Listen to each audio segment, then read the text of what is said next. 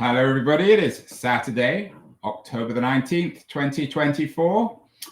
Time for our That Was the Week Tech Roundup with my old friend Keith Teare. Keith and I actually bumped into each other at the Silicon Valley DLD brunch yesterday in Palo Alto, and we were propositioned, so to speak, by a software engineer whose name I'm not going to bring his name up, who has a new product, an AI platform or algorithm, I don't know what you would call it, that takes foreign English languages and automates them into more mainstream English languages. As I joked to the fellow, I'm not sure he understood my joke, as most people don't. It might be valuable for Keith so that people will understand his Yorkshire English. But in all seriousness, it actually touches on the core issue in this week's That Was the Week. Keith's editorial is entitled AI, Where to Invest, Consumer Cloud Enterprise. The people we bumped into at the DLD brunch yesterday were in the consumer space, lots of startups there. Keith, do we need an AI algorithm that takes weird sounding English dialects like yours and translates them into mainstream sounds? Well, there would need one if I talked in me normal accent, Andrew. But Do it again. But therein lies the story, because my accent is weirdly not very Yorkshire anymore, due to living here for many decades. But yes, you would need it for a normal Yorkshire person. You need it even more for a Scot, who are very hard to understand even for me. So there probably is something there, but I do believe that in this day, I hope we don't have any Scottish viewers, Keith, because if we have, we've already lost them. Well, I was about to say, in this age of identity being central to everything, I'm not sure people with accents would appreciate being told that they need to modify their accents. They're probably proud of them. Well, the person who was hawking this product, so to speak, had a very strong foreign accent, so maybe it was more autobiographical. But as I said, in all seriousness, this touches on the core theme in the newsletter this week, where to invest in AI, consumer cloud enterprise. Is this a question of the stack, Keith, or is it a more kind of structural or restructural issue when it comes to finding the value in AI?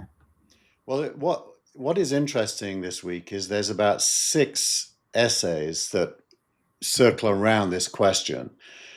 And the question itself is novel, because normally when technology reaches a kind of a reinvention stage, as it did, for example, with the internet, and then again with mobile, and then again with the cloud and Web3, normally the assumption is that there are layers, if you will, where different companies can make a lot of money. Right, so it's kind of like building a house. You build the foundation first and then you add things.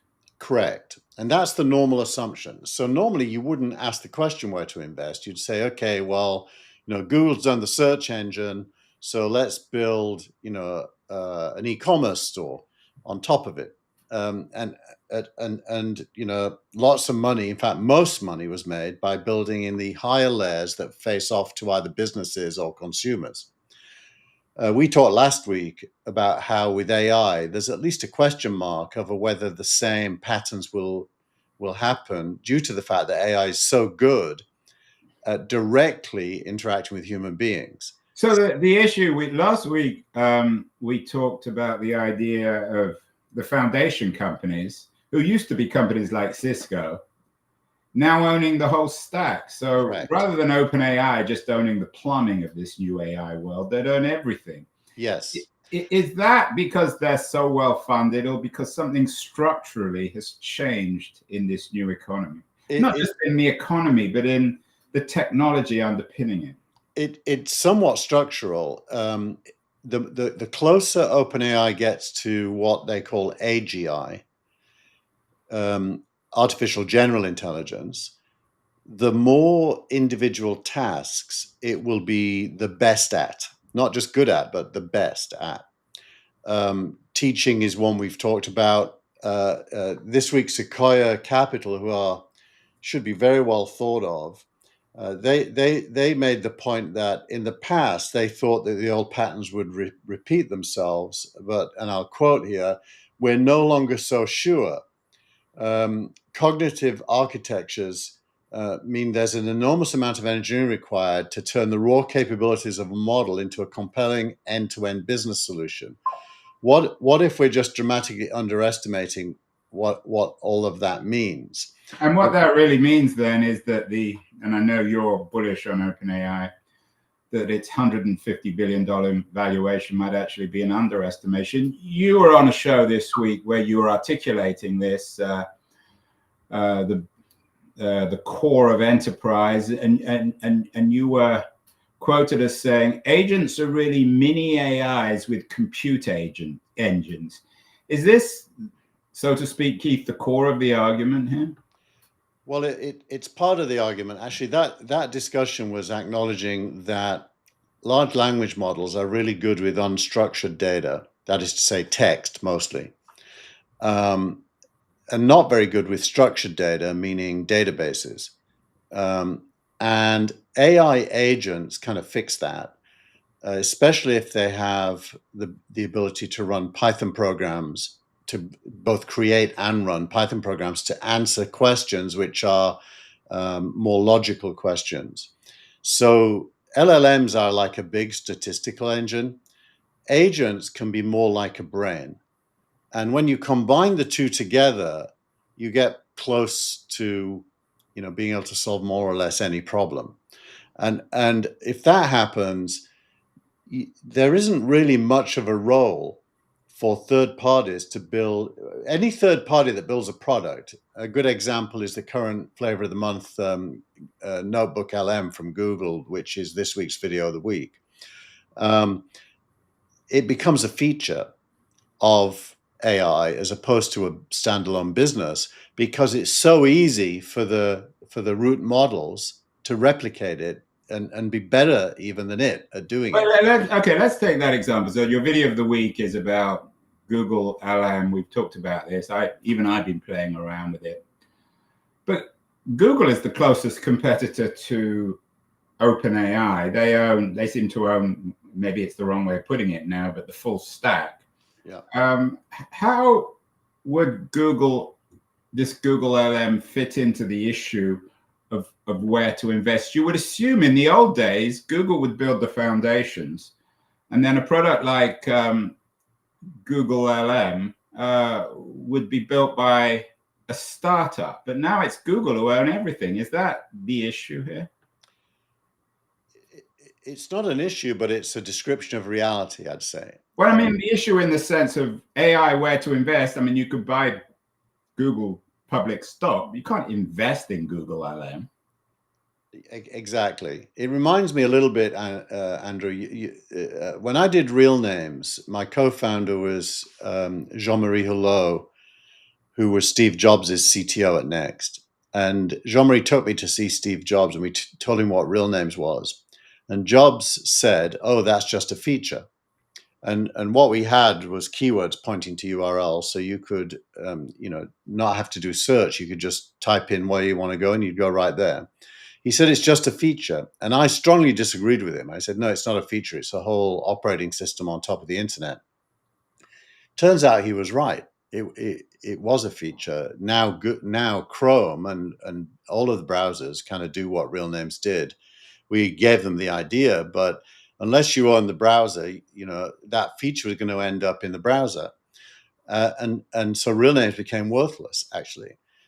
That is more likely to happen with AI than any previous innovation, due to the fact that the user interface to AI is a single chat window. And once you own the user interface like the browser does, and you are clever enough to answer everybody's questions or do the task they want to get done, there's no need for them to go anywhere else. And they can subsume almost any clever idea can become. One of the people who was at the DLD brunch, I know you talked to, was Bill Gross from Idea Labs. I was talking to him. He has an interesting new startup focused on creating or defining the value of where AI gets its intelligence so it can pay back creators. Isn't that a classic application where OpenAI has created a product and then you have an innovator like Gross who comes along and builds on top of it? Well, he's trying to repeat what he did with the browser and search, which is to create a middle layer that he can extract money from. I think he'll fail. I'm very impressed, Keith. No, I'm not impressed because I think OpenAI is already cutting those deals with creators, and insofar as the creators have power, it will continue to do that. Like the New York Times is one where it cut a deal. I think it cut deals with several. Yeah, but New York Times are also suing OpenAI. The name of the company, by the way, and we should get Bill Gross, or I'll get Bill Gross on keying on, is called prorata.ai. So smart people, I mean, he's got $40 or $50 million invested in this thing. So smart people are doing stuff. Yeah, they're doing stuff, but are they building businesses? Or if they're successful, I predict they're building features that will be subsumed. If they're really, really successful, they might get acquired, although I think that's going to be rare. I think more likely their feature will be subsumed and they won't be able to build a business. And that tells you that AI is different. It's, if you're a Star Trek fan, there is only one computer. When Captain Kirk says computer, there's only one answer, and it can answer everything. It seems more likely that that's the journey we're on. And it's unlikely the Starship Enterprise is going to switch from OpenAI to Google to Amazon. So Keith, your day job is at SignalRank. You're the founder and the CEO there. You invest in Series B startups. Are you suggesting that the future of companies like yours, like SignalRank, and the whole Series B idea of going from A to B to C to going public, that's history now? Well, in this new economy, in the AI economy, where everything, for better or worse, is really an AI company? I think the answer to your question lies in another question, which is there a moat that prevents you from being subsumed? Now, in SignalRank's case, there is. We have over 200 partnerships with existing investors in the companies we want to invest in, and we invest via those partnerships in their pro rata. It's a shrink. I take your point, but it's a shrinking moat, because at a certain point, what will you have to protect? Well, the question you're answering is this: could AI gather and allocate capital to startups that it algorithmically has decided I'm better than other startups? Could it do that? I think theoretically, yes, it could. Theoretically, it's going to be one of the final steps it would get to, and I think by then, I hope we're big enough that there's never a final step in technology because it's always going somewhere else. But in a way, your argument, which is very uncharacteristic, Keith, which I think reflects your own openness to realities which don't necessarily suit your worldview, this justifies the top-heavy nature of the public markets, where Google and Microsoft and Amazon, and one or two others are worth the rest of the market put together. Because if what you're saying is true, these tiny handful of big tech companies are going to essentially own the AI market, and there won't be another Google, there won't be another Amazon. Well, I do think OpenAI and Anthropic are two companies outside of that core that are the most likely to succeed.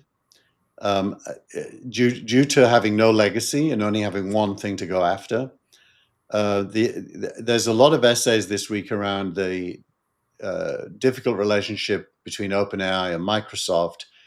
At the core of it is a new discovery, which is the contract between the two allows OpenAI to terminate the contract once it has created AGI. Whatever that means. Yeah, there's an interesting piece in the Times. You have the TechCrunch analysis of it in the newsletter. Microsoft and OpenAI's close partnership shows signs of fraying. That's a euphemism for blowing up. And basically, my reading of it, and I'm guessing your reading, is that OpenAI have woken up to the fact that they don't really want to be in bed with Microsoft. So they're trying to figure out any kind of excuse to get out of it. And AGI is such a nebulous term that they're using that, their lawyers at least. I don't know, some of their lawyers at OpenAI used to work for my wife at Google. They're using it as an excuse to get out of the Microsoft relationship. Well, at least to not be captive to it. I don't think they want to get out of it. They did just get open marriage, Keith. Then is it rather like having a wife but being able to play the field as well?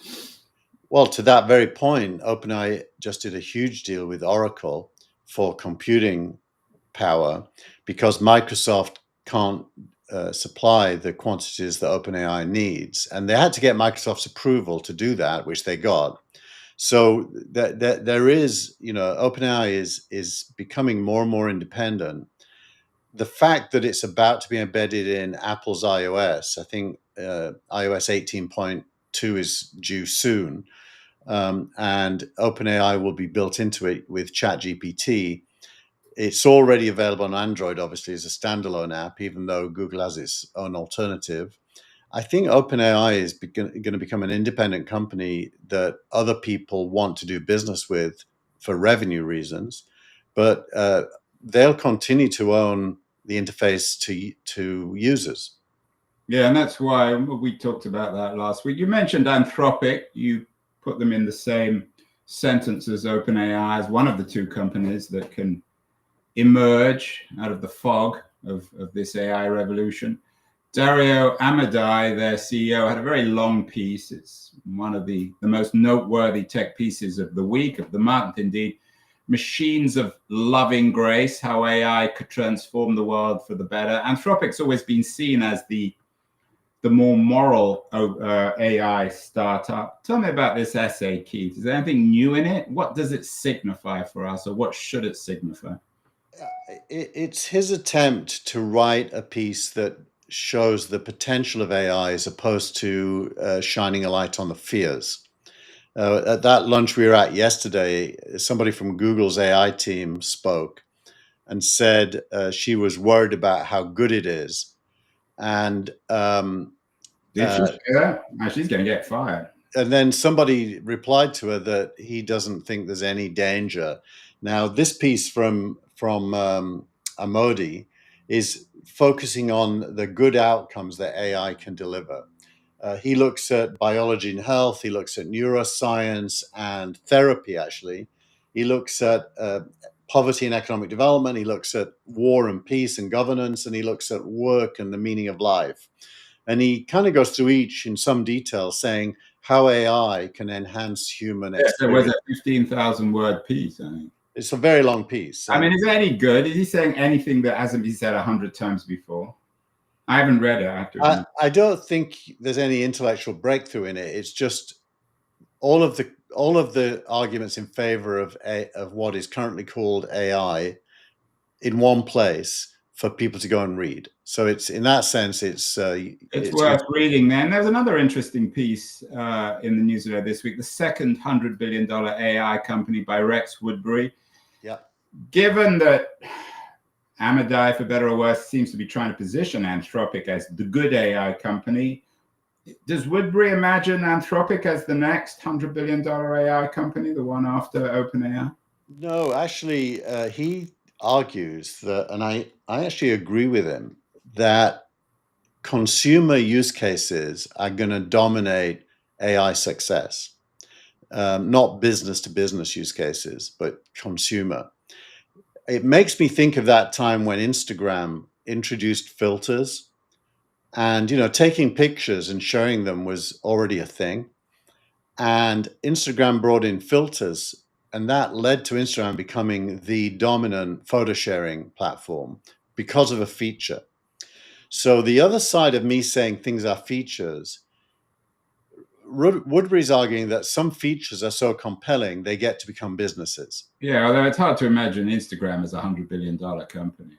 So is Woodbury disagreeing with your idea that there aren't going to be vehicles of massive value in this world? Implicitly, he's disagreeing, although he doesn't know he is. He's more arguing the case that in the world of consumer, things can get virality unexpectedly and take off, and then carve out a niche. Well, I guess TikTok would be a better example than Instagram. I don't know what TikTok must be worth.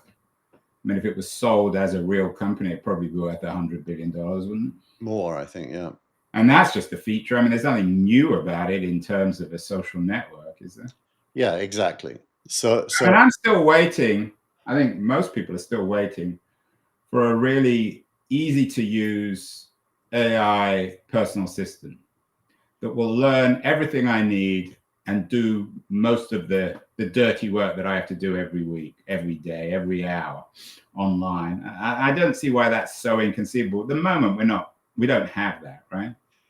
Correct. And I think you're more likely to get that from OpenAI than anybody else. Well, you're so bullish on OpenAI, Keith. Why shouldn't we get it from Google?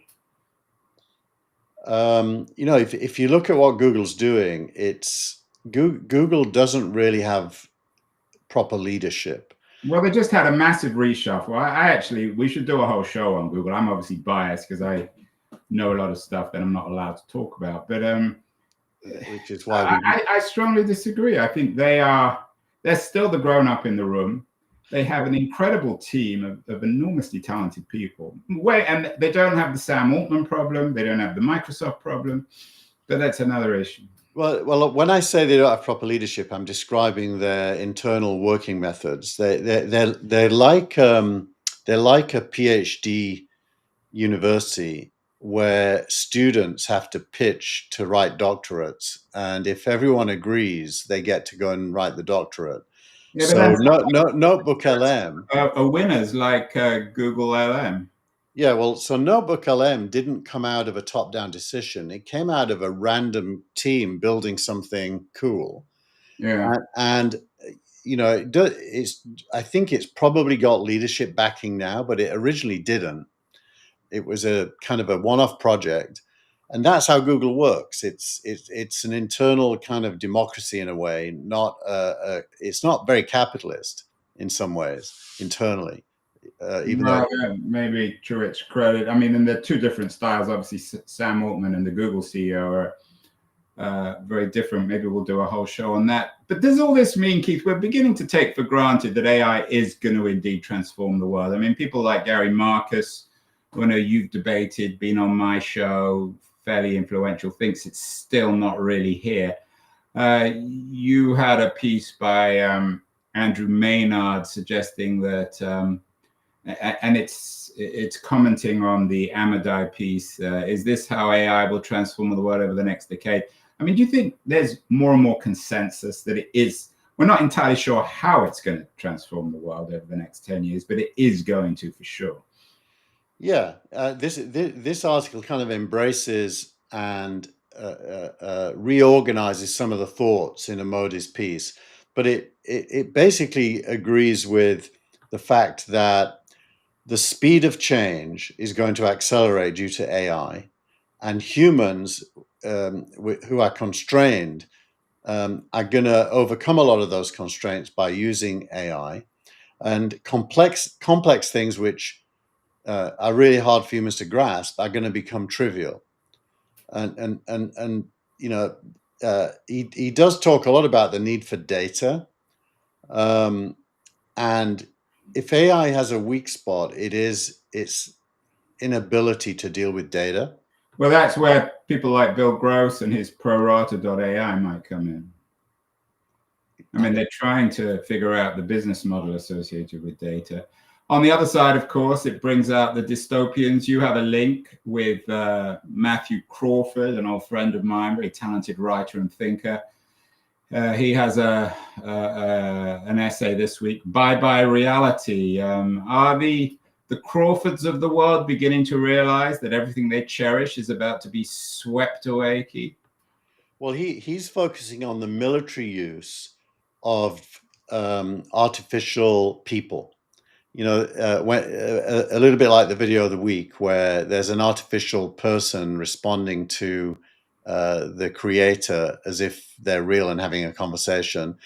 He's pointing out that there are government contracts to try to create millions of fake human beings with personas that participate in social media and act as if they're real in order to pursue whatever policy goals the military has in social media. And he kind of posits what a scary future that is. When you read it, you realize it's highly likely to happen. Yeah, and I had a biotech show recently where someone was talking about rumors that the Chinese and the Russians, of course, it's always the Chinese and Russians, are developing biotech technology, biotech applications that will allow for the development of humans who don't feel pain, so they can put them in their militaries. I think robots might get this was part of a show on CRISPR. So, I mean, these things may be still slightly science fictional, but not absurdly so. They're certainly within the realm of scientific possibility now. So what the missing piece is policy. And this piece by Crawford is about policies catching up. Right.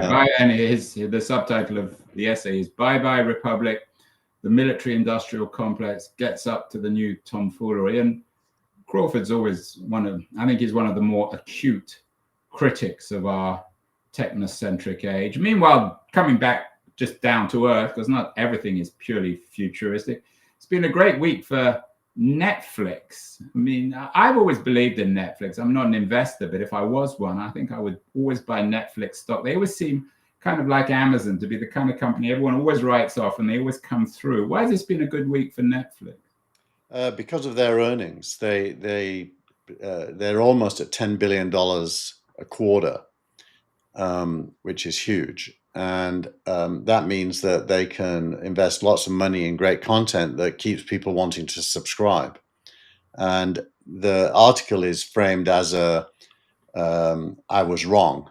The author basically thought Netflix couldn't keep growing, but it does. Always been, I mean, are Netflix going to be able to adapt to they went from the physical to the digital, and then from the digital to the cloud. Are they going to be able to adapt to the AI age? What's the future of Netflix in an AI age? Well, to some extent, they started it, because if you remember the Netflix algorithm, which Sean Purcell, who works for me, was the leader of, it basically predicted what you'd want to watch next. And it was so good that it led to lots and lots of repeat use of Netflix, surfacing things that you probably will find interesting, and it still does that. I can't imagine that there's a big role for AI in improving that, but I do think there's a role for AI in producing content. Yeah, well, one of the conversations I had at the DLD was about AI and movies. Edward Saatchi, one of the sons of the Saatchi brothers, is based up the road from me in San Francisco. He has a new AI movie company. So I would guess companies like Netflix might be interested in, so to speak, moving up the stack, Keith, and owning the studios, because the new studios will be AI applications.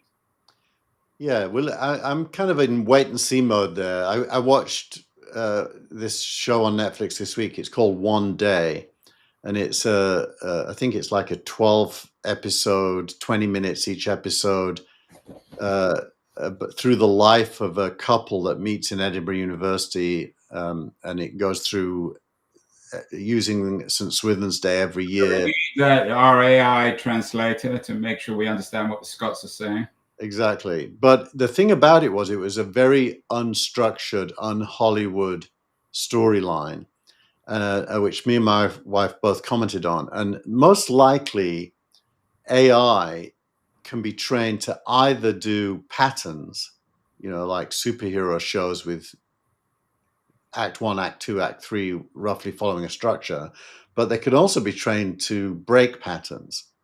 And it's going to be interesting to see if the content's any good. My current belief is it won't be, but well, we're gonna have to wait on that one. You kindly made my interview with Simon Johnson, who won one of the winners of the Nobel Prize for Economics this week. I interviewed him last week. He's the co-author of Power and Progress. Another Northern Englishman, Keith, like you, made it in the United States. He has a different view. In Power and Progress, he talks about the danger of technology compounding inequality. I know you don't necessarily agree with him, although if your vision of AI comes true, then this new AI economy is only going to make the inequality, the social, particularly the economic inequalities of today, even more dramatic, aren't they? I haven't read his book, and I'm intrigued. I think you'd find it very interesting. You'd probably disagree, but it's a very good book. My core belief is that technology is the only thing that can get rid of inequality. He agrees, and what he argues in the 19th century is it's kind of middle-class guys like yourself and Johnson who came along against the establishment, who seized control of the Industrial Revolution in the United Kingdom, particularly, England and Scotland, Northern England. He sees Northern England as the engine of the Industrial Revolution, which he thinks is a good thing. Mm-hmm. But he doesn't seem to think that the digital revolution has the same democratic foundation. So I think you'd find his book and his argument very interesting. Well, look, the democratic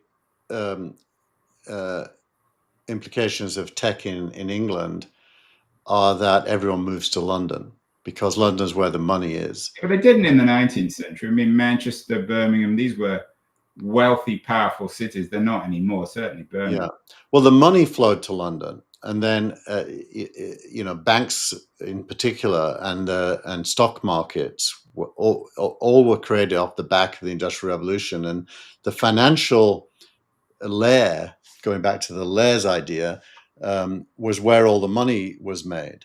And of course, the new middle class tried to buy up into the aristocracy, made marriages for their daughters, and tried to buy into the aristocracy and got sold on the idea of the British upper class, which wasn't probably to anyone's benefit. But if you go back to his core thesis, I'd say the lowering of the working day to 8 hours is probably one of the bigger things that have driven equality from technology.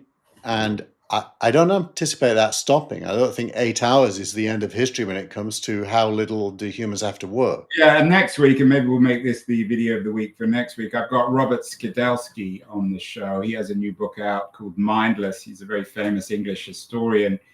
He's the authority on Keynes, and he's written a book about AI in the context of Keynes. Keynes, of course, imagined the shrinking of the working day would be a good thing, although Skidelsky talks about that. Anyway, lots to talk about, Keith, but we got to get to our final two features. Startup of the week is, I wasn't sure, are you making Permira, who acquired Squarespace for $7.2 billion, or is it Squarespace? Who's the startup? Permira or Squarespace? Squarespace, for sure. They just got paid $7.2 billion after 15 years of work. Well, that's not bad. It's good. It's very good. They should be super happy. And Squarespace, by the way, I think sucks. And the fact that Permira, opinion, Keith. And Permira is a British PE fund, really. I think they're British. Certainly, they're in London. And PE funds tend to do dumb things. Right, and they got a quote on this from there. We look forward to leveraging our decades-long experience and track record backing internet platforms and technologies that enable SBMs. So it sounds very old-fashioned. Did they just lose $7.2 billion? We'll see. I mean, their goal will be to take it back as a public company within 3 years and at least double their money. So let's see. And I would have guessed, I mean, I used to use Squarespace, I don't anymore, that for internet, and what you would call them, a platform for building websites, the AI would just blow all that away. You don't need exactly anything that they do. They just bought a horse when the wheel has been invented. Yeah, say that again, Keith. That was a good one. They just bought a horse when the wheel was invented. Why didn't they ask you? I mean, how do companies make such dumb errors? I don't know why I guess they're your startup of the week because you think they must be laughing all the way to the bank. It must be, yeah, absolutely. I would be if I was them. Yeah, well, they got a deal. I wonder if they can unravel that one. Finally, we're no longer calling it X of the week, but it was an X. The post of the week from Michael Seibel, a partner at Y Combinator. Too many startups investors are exploring the B2B opportunities with LLMs and not enough are exploring the consumer opportunities. This is the moment consumer founders have been waiting for. So Seibel would disagree with you in terms of your overall structural analysis. He seems to think that we're still back in the, the layers. Yeah. Well, I think if there is an opportunity, it is in consumer. So I kind of agree with Seibel and Woodbury, but I suspect that OpenAI knows that as well. And the space left for third parties to build sustainable businesses is smaller than they realize. But OpenAI is so busy on so many fronts. I mean, Altman's trying to figure out the relationship with Microsoft. He's trying to make sure other people don't leave. He's lost a lot of his senior people. He's trying to rebrand the company. They're not going to have the time and the focus to be able to do what you want. I mean, even a double trillion dollar company like Google couldn't do that. Well, that is correct. And I should make explicit what's implicit in my statement. OpenAI's key asset in this context is its APIs, and third-party developers will use OpenAI and pay it, by the way. So its brain, if you want to think of its foundation model as a brain, its brain will power those consumer apps and make. Yeah, but those OpenAI, but the APIs, then that's fairly conventional. The APIs, the developers will use APIs to build new products. Well, yeah, isn't that just a repeat of what's happened historically? No, because in the past there were hundreds, if not thousands or tens of thousands of APIs that you would orchestrate together to create some experience. In this case, there's probably going to be one or two. And so the center of gravity of the entire ecosystem will come down to one or two companies. And that's different. That means that the value from anything that's successful, it's a bit like Amazon stores. You know, Amazon makes a lot of money from third parties building Amazon stores. Imagine Amazon stores was the only store on earth, then it would make all the money. Well, with OpenAI and Anthropic, I think we've got the two most likely, big players that everything else is going to hang off of. Why? Again, I don't want to keep on sticking out for Google. I've been a critic of Google for many years, but why are you writing Google out of it? Because unfortunately, Google is implementing AI inside its own universe, like Google Docs, spreadsheets, and slides. And it's not really successfully becoming a platform outside of the Google ecosystem. So, Mike, but that Google's ecosystem is enormous, as is Microsoft. And even Microsoft lived off its own desktop publishing ecosystem, even when it lost in Yeah. the But internet battles of the 1990s. I agree, but that means they're replaying that playbook from that era. And what is up for grabs now is so much bigger than anything inside their ecosystem, that by doing it, they're constraining their impact. Whereas OpenAI and Anthropic are not constraining their impact at all. They can be in everything. Like we talked about, like water seeps into every crack. That is what's happening with OpenAI and Anthropic, I think, to a lesser degree, but also, and I think, by the way, Elon Musk's Grok within Twitter is going to be a big player as well, bigger than anyone realizes. Yeah, and of course, Musk, for all his warts, understands this as well as anyone. Fascinating show, Keith. We will return to this subject many times in the future. Have a good week, and we will talk again about the week in technology next week. Thank you so much.